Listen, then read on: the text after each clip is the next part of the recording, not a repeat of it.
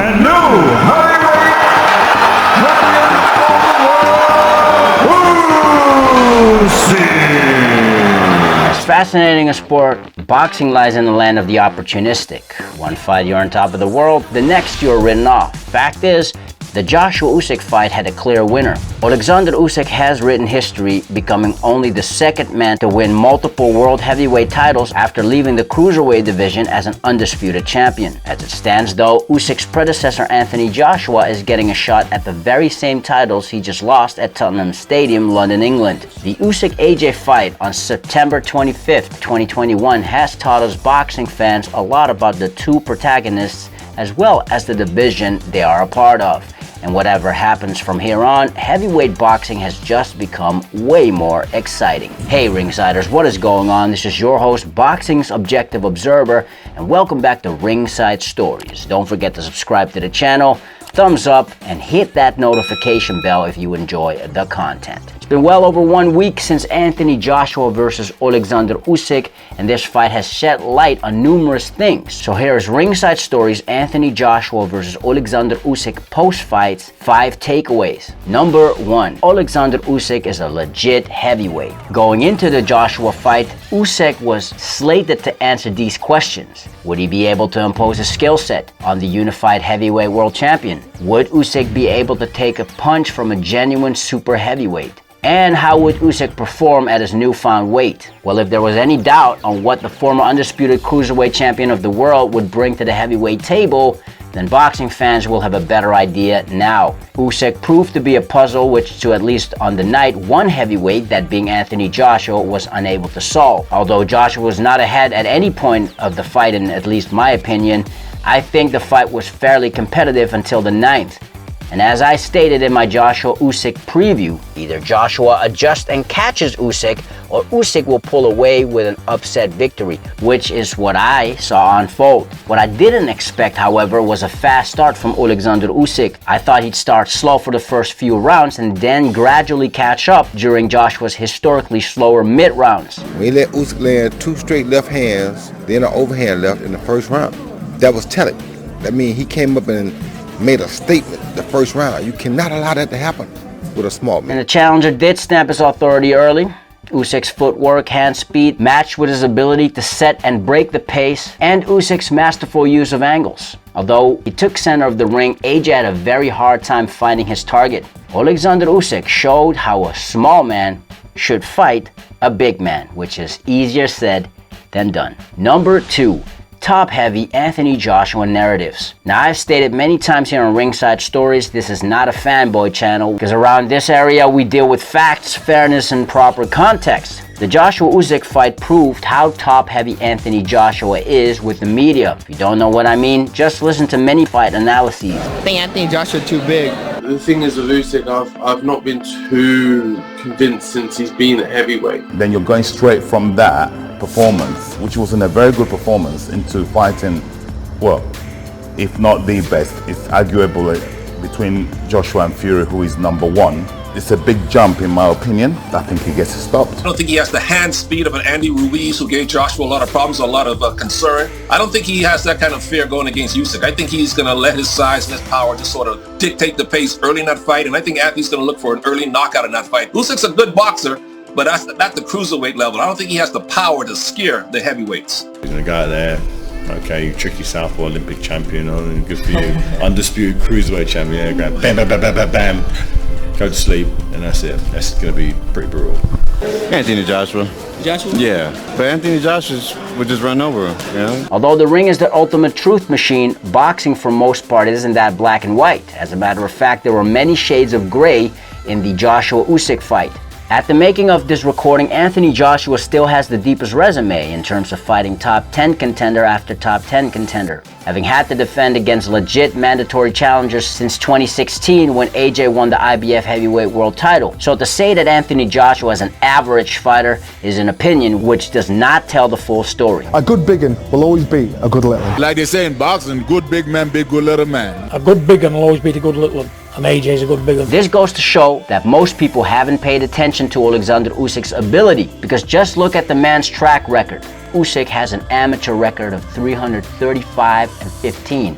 was a world amateur champion, an Olympic gold medalist, and as a pro, Usyk is the fastest man to become undisputed world champion inside 15 fights, winning and defending all of his belts abroad in the 4-belt era, mind you. The Ukrainian has fought all types of fighters everywhere ever since he was a kid. So although he is Joshua's senior by 3 years, both winning the Olympic gold medal at the same time, whereas Joshua is still learning as a fighter, Usyk has been a seasoned vet, and you just can't buy experience. In my opinion, this wasn't so much about Anthony Joshua losing badly. This was more about levels in boxing, skills, experience, and a unique style in this heavyweight era. Maybe Joshua beats Usyk if they would indeed rematch. Maybe Usyk just has Joshua's number. Either way, Joshua can hold his head high because to me, Joshua would still beat the majority of current heavyweights. Number 3.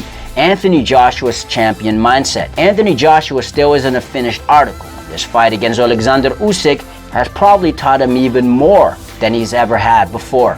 If I was not taking on good challenges, I don't think I'd improved or been able to have the success I've had as a fighter. So I took a loss today, but for me, in my mind, I know how much that's going to elevate me. Just me speaking to you, I know within myself how much that can elevate me for the next X amount of years in my career, providing I use it as fuel. For all astute boxing fans watching, this should prove Anthony Joshua is still a champion even if he doesn't hold any belt at the moment. He didn't do an interview inside of the ring after the fight, which to me means AJ suffered a lot of punishment during the fight. As stated earlier, Usyk set the pace from the get-go, and Joshua did have to play catch-up, which he did during the mid-rounds. Now what surprised me was Joshua's stamina, because even though he was completely naked after the final bell in round 12, which to me the round closed a little too early, Anthony Joshua was able to fight without major lapses for pretty much all 12 rounds at a fairly quick pace. That was the first time I've seen AJ do that.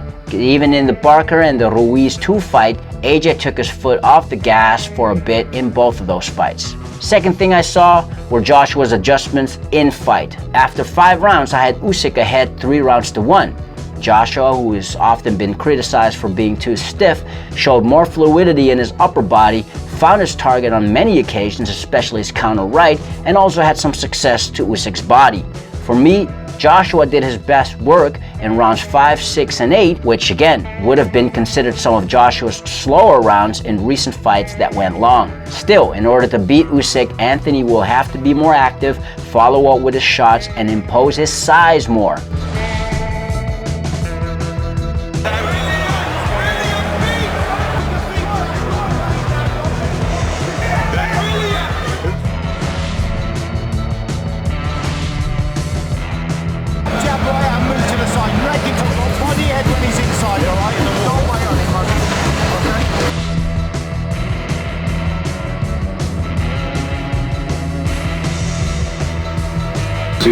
Usyk's boxed tremendously well tonight, and Anthony will have learnt loads tonight. You've got to apply better pressure with a fighter like that and not give him too much time. That's why I feel like this training and this fight combined together was a great experience for me, and I can use it as leverage moving forward in my career. Anthony's already addressed that he's learning on the job, and he showed that in the Ruiz rematch, and I've got no doubts that he applies himself, which he will. He'll get a great performance in the rematch. This is Joshua's head trainer, who basically says his fighter is learning on the job, just like he did against Andy Ruiz Jr. Well, first off, Ruiz and Usyk are on opposite sides of the boxing spectrum. Ruiz is a front foot counterpuncher who capitalizes on your mistake with volume at mid and close range, whilst Usyk is a boxer who heavily relies on movement, which at times made AJ look bang average.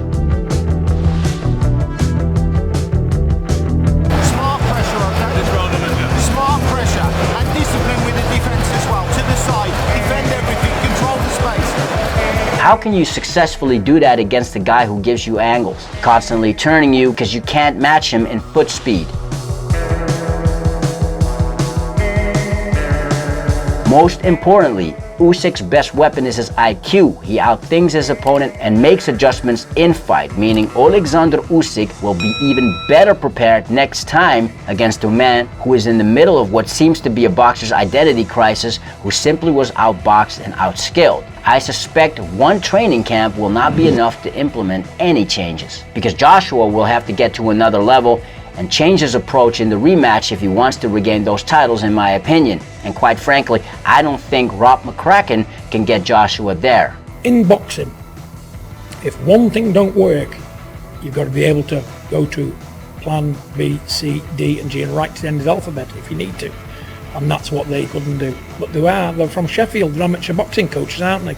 And at the end of the day, you've got to know what you're doing at world level, because it can cost your man his belts. And unfortunately, that's what happened. Yeah, it wasn't AJ's fault. Now, McCracken is a great amateur coach. He has done great things for the British boxing team, had some successes in the pro ranks with Carl the Cobra Froch and obviously Anthony Joshua so far. But Joshua seems to be stuck in his boxing identity between being a puncher and a boxer who just got soundly beaten by a master boxer. And I don't think McCracken is the right guy for Joshua right now. Number 4, AJ's mean streak gone? Now, as much as Anthony Joshua is learning the game of boxing, one must ask the question, did AJ lose his natural mean streak? In fights gone by, Anthony Joshua showed raw fighting instincts that included him being caught in the line of fire. His last fights, and that includes his latest bout against Usyk, AJ seemed to have embraced a more safety-first style. Just take a look at the fights against Dillian Whyte or Vladimir Klitschko and compare that with his fights against Kubrat Pulev or the Ruiz rematch. This is something that many have picked up on also. So Joshua seemed very gun-shy, didn't want to let his hands go, and seemed like he's stuck in the middle of what he wanted to do the whole time. It seemed like he was always hesitating, and Usyk took advantage of it. Maybe Joshua is just comfortable and just relaxed now. Maybe he doesn't seem hungry anymore. He seems to be fighting this safety-first fight style that he's shown in the last couple of fights, you know. So maybe he's just lost the dog in him. And so he's kind of losing a little bit of what that rawness that got him to where it got him to. And he got him through a certain level. Now he's thinking, I've got to refine it too. He's got to find a happy balance in between. And this is why what happened. And to me, Anthony Joshua will have to apply different tactics, relying on his raw instincts, size, and power if he wants to be able to compete with Alexander Usyk in the near future, meaning he'll have to put himself at risk. Number 5, strike while the iron is hot. He's lost his belts, so those 4 belts will never go on the line between the two guys. So that's sad, but it is what it is. When fights for Undisputed can be made, there is a small window of opportunity to get that fight actually locked in, because anything can happen in boxing, especially in the heavyweight division. No matter how we look at the outcome of Joshua versus Usyk, it has opened up the division, and we cannot deny how exciting heavyweight boxing is right now. Ideally and personally, I'd like AJ to take step-aside money and let the winner of the Fury-Wilder trilogy face Alexander Usyk next for all of the marbles. And maybe let Joshua get a crack at the winner or fight a quote-unquote final eliminator against domestic rival Dillian Whyte. Just contemplating a couple of different fighters off the top of my head with all these potential fights and stylistic matchup. I mean, the heavyweight division is stacked right now. Even if the Undisputed Heavyweight Championship isn't on the line anytime soon, there are still many top-level fighters, apart from the aforementioned ones, who can provide entertaining fights. And if you consider Joshua's loss to Usyk an upset, I think there are more upsets ahead. So exciting times for boxing fans, or disappointing for some. These are just my thoughts. Let us know yours in the comments below. If you're new to the channel, we make content about combat sports and boxing from a unique point of view through mini documentaries, backstories, and much more. So if you enjoy that type of content, feel free to subscribe, hit the like button, and switch on all notifications. That's how you'll know when the next fire video drops. Welcome to Ringside Stories. Now, if you've done that already, you're awesome. We already know that. You are the true undisputed world champion. Till next time, Ringsiders, this is your host, Boxing's Objective Observer with Ringside Stories. Thanks for watching and have a legendary day.